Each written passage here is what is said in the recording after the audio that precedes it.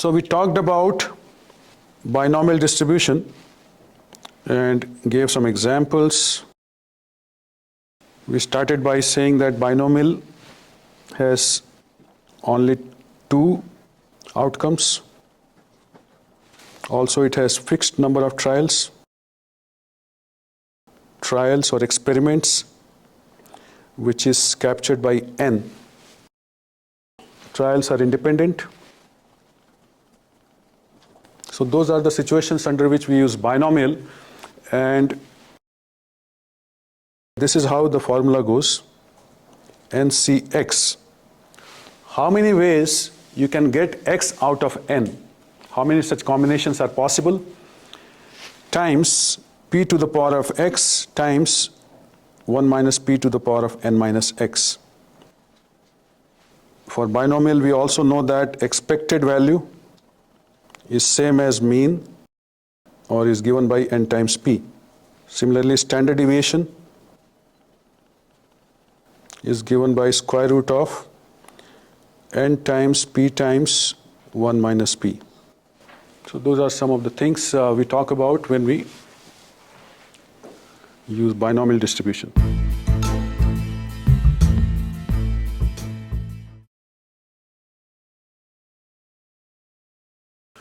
So suppose a company that is making bulbs, they test 25 bulbs at the end of the shift to check quality. They take a sample of 25 bulbs to see whether the entire batch is good or bad, to figure out. If we define random variable x as that the bulb is good, then x can take values like 0, 1, 2, up to 25. Under these situations, we use binomial. So that is one situation. Now suppose the interest lies in defects, not defectives. Defective means the entire piece is defective or it's bad. Defect means same item can have like more than one defect. So it could be like it has many reasons for being defective. For example, a car could be defective because maybe somewhere paint, there's a scratch, or engine is slow to start, or there is some other problem. So you can find so many defects in just one item. So when we talk about defects, and suppose you are testing or checking 25 cars, and X is number of defects found. If you are testing 25 cars, how many defects you can find? It could be 0, 1, 2. You know, car has more than 8,000 parts. Engine can go wrong, transmission can go wrong. There may be some problem in the wheel. Software may have some issues. So each car can have like theoretically maybe 8,000 problems, depending on like how complex the product is. So what could be the upper limit? Will it be more than 25 or exactly 25? It will be more than 25, right? It totally depends on how complex that product is. Like bulb is a small piece, maybe number of defects will be less. Look at car, much more complex, number of defects could be high. When you have that situation, that's where we use Poisson. Use Poisson distribution. It is not restricted by n equals 25 or whatever the n is. That doesn't matter for a situation. Then we use Poisson. Poisson distribution. So again here trials are independent. So one car having a problem, we are assuming that the next car is independent of that.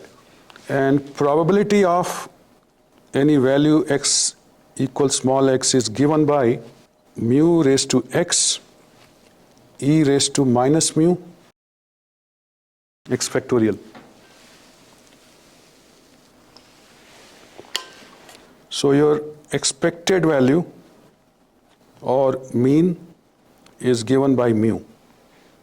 Standard deviation is given by square root of mu for Poisson distribution. For the three situations that I discussed last time, I will use the similar format.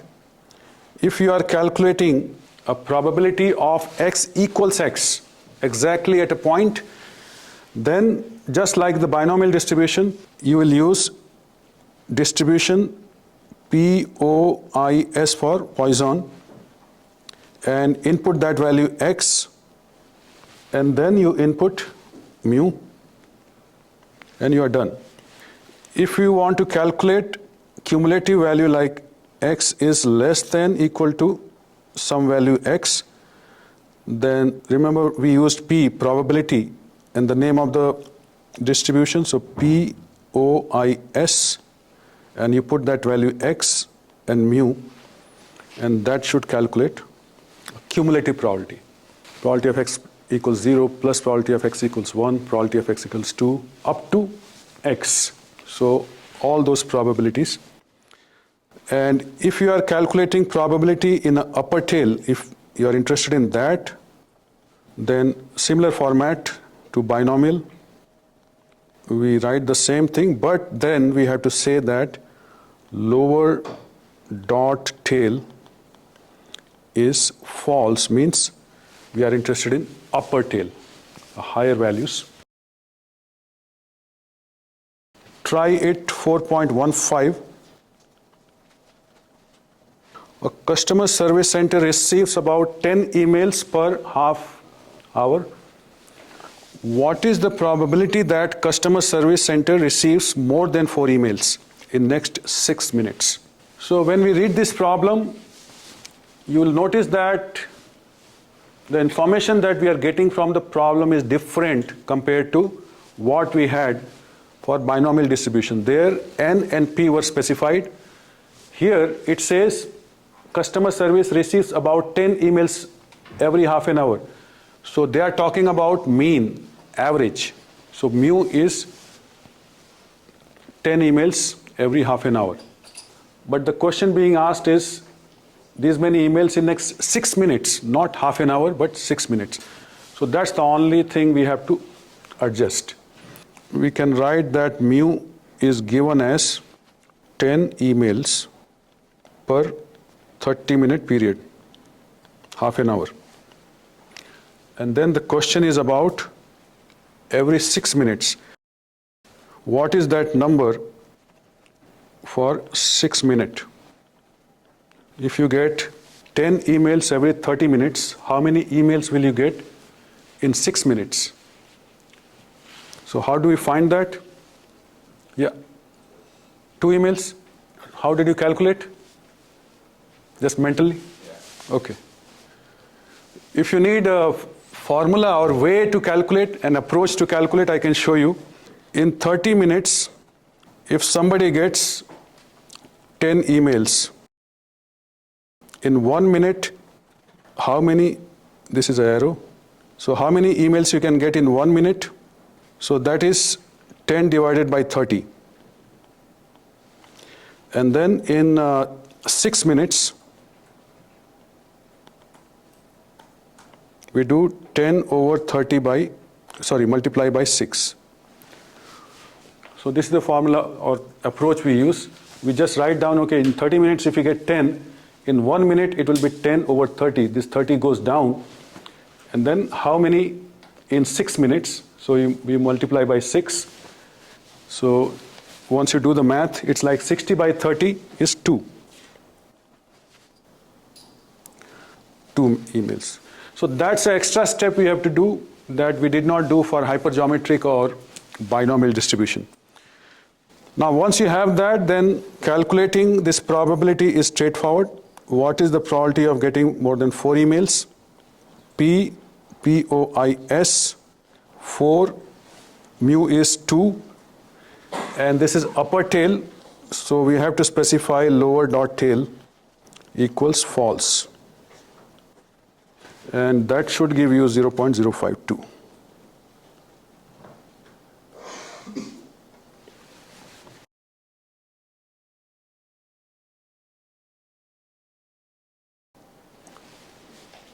So there you have your mean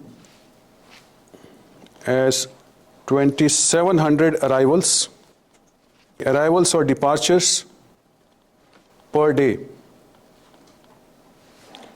So this is 4.17. Atlanta airport is the busiest airport in the world. 2,700 arrivals and departures. That's a lot, 2,700 flights. How many airplanes arrive and depart the airport per hour? So here they are talking about each day, but what will be that number per hour? So if it is 2,700 in 24 hours, so divide by 24, that will give you per hour.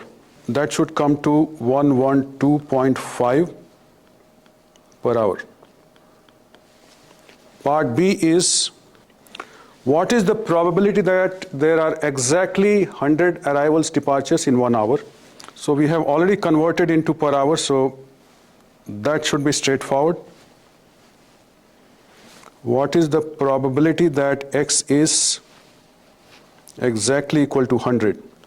Distribution Poisson, you have 100 and mean is 112.5.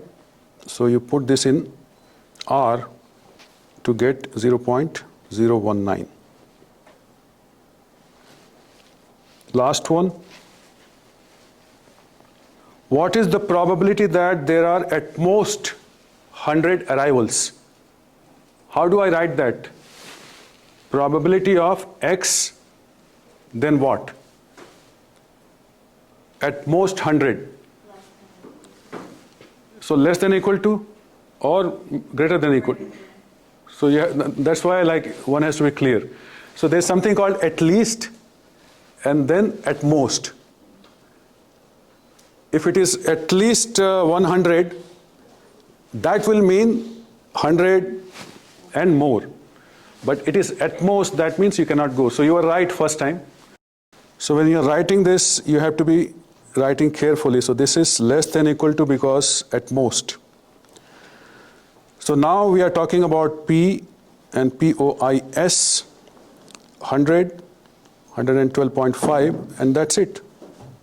You put that in R and you get 0.128.